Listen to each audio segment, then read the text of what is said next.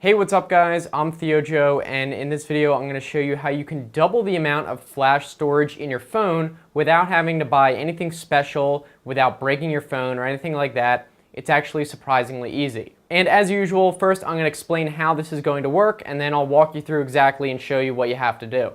You see, your smartphone uses flash memory for storage, and flash memory is a solid state type of memory, as opposed to a hard drive, for example, which has moving parts. So this makes flash memory much faster and more durable, and it also has some interesting properties that we can take advantage of. Now, flash storage uses what are called cells, and these are basically small units of storage, and you can combine as many cells as you need to give you more or less storage. So depending on how much storage your phone has, it will have a proportional number of cells. The important thing to know about flash memory, though, is that each cell almost always has what are called layers.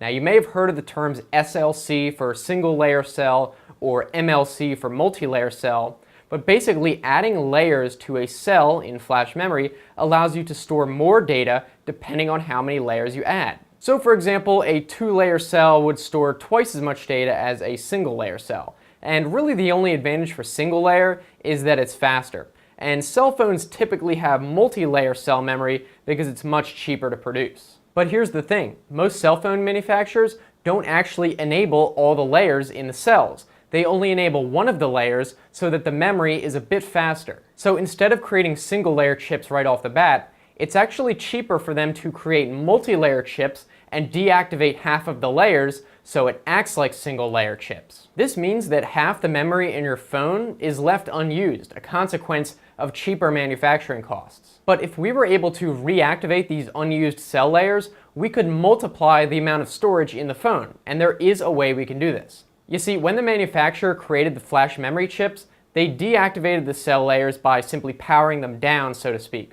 But we can actually power them back up using a focused electromagnetic field. And this will actually give it just a tiny bit of jump start to permanently reactivate each layer. So in doing that, we could give the phone access to all the memory available in those chips.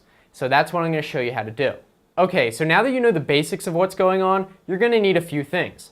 Your phone, of course, some wire, any will do, a few batteries, some sort of metal pan, and your computer speakers. This is going to seem really strange, but bear with me, I'll explain it all. Now, before I get into the tutorial, I want to do a quick scientific explanation on the process for those of you who are interested. And if you don't want to listen to all that, you could skip ahead, I understand, but it's actually pretty interesting, so I recommend sticking around. So let me explain how these cell layers get deactivated, and then how we can reactivate them. Now, every flash memory cell is made up of a transistor, and these are connected through what's called a PN junction. You don't really need to know the specifics, it's just what's connecting the different transistors together. And depending on the state of the junction, it's either on or off, 1 or 0. And that's how computers work in general. It's just a bunch of transistors, 1 or 0, that make up a program. But a particular flash memory cell is going to have several PN junctions to store enough data. But in every cell between the cell layers, there is a special PN junction that connects the different layers of the cell. And if we set that junction to 0 or off, that layer in the cell becomes inaccessible, and it's like it's not there at all. Now, the state of the junction, whether it's on or off, is just determined by its energy level. Above a certain threshold, called the knee voltage, it switches on or off. So if we're able to just temporarily get the knee voltage above the threshold, it will permanently activate the extra layers connected to it. So that's what we're going to do. We're going to add extra energy into the PN junction using electromagnetic induction and physical vibrational energy to jumpstart that PN junction switch open and reactivate those layers. Now, enough talk. I'm sure you guys are eager to get started, so let's head over and I'll show you exactly what you have to do. Alright, so now let's get started. The first thing you need to do is turn off your phone, but before we do that, I want to show you what we're working with. If it focuses, you can see that we have 32 gigabytes of memory free here, and it's only about 17 gigabytes used, so I'm almost halfway through, so hopefully we'll be able to double that to about 64 if this works. So then you can go ahead and turn off your phone. So the next thing we need to do is create an induction coil around the phone. So what you want to do is take these two batteries and then also get the wire and put the batteries close to the phone, probably behind it, and then we're just going to wrap the wire, I'm just using an Ethernet cable, around the phone and secure the batteries to the phone as best you can. So it might be kind of picky, but we got them centered pretty good. And just wrap that around enough until it's really secure. And they're not going to go anywhere. It's working pretty good. And then you can just either tuck the wire into itself so it doesn't go anywhere, or you could use some tape or something like that. That looks pretty secure. The batteries are right there. And we have this up, the phone turned back on, so you want to make sure to turn it back off again if you get the chance. So when you're doing it, just make sure that the cable doesn't press down on the power button and turn it back on. And also, you probably want to have a case on here so the batteries don't scratch the back, or maybe put like a tissue in between the batteries and the phone or something like that. Just use common sense.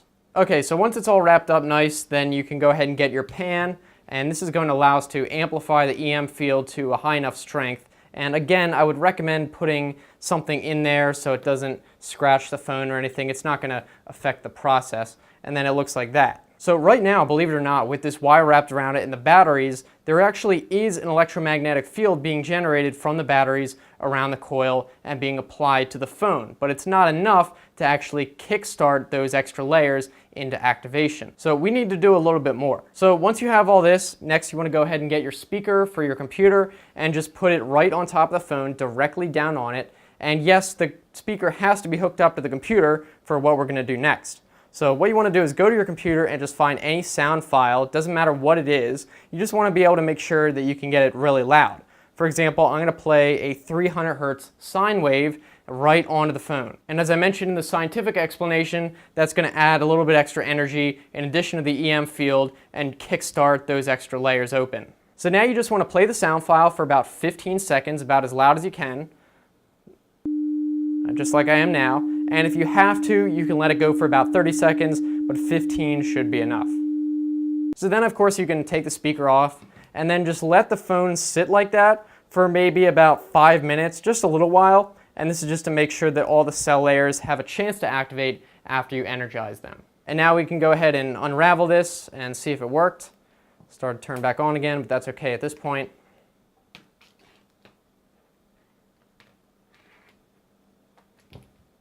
All right, so there you have it. We now have 64 gigabytes of storage, double what it was before, way more available space now. If it's a little bit less, it probably just means that not all the cells were activated, but still worked, as you can see here. All right, so that's it. Your cell phone storage should now be double what it was before. And if it didn't quite double, if it's a little bit less, it could mean you just need to let it go a little bit longer, or it could also mean that some of the layers just aren't going to be activated. And this should also work on any type of cell phone, iPhone, or Android. They all use the same type of memory. And it's actually possible that it will more than double the storage if there are more than 2 extra layers in the phone storage. So I hope this worked for you guys. If it did, let us know down in the comment section how well it worked. If you got double or even more possibly, love to hear that. Also, if you enjoyed this video, be sure to give it a thumbs up so I know you liked it. If you guys want to keep watching, I've got some other videos on the right hand side. You can just click those or look in the description for the same link like if you're on a phone. And if you want to subscribe, I make new videos Monday, Wednesday, Friday, so I think it should be worth it. Looking forward to hearing from you guys, so thanks for watching. I'll see you next time. Have a good one.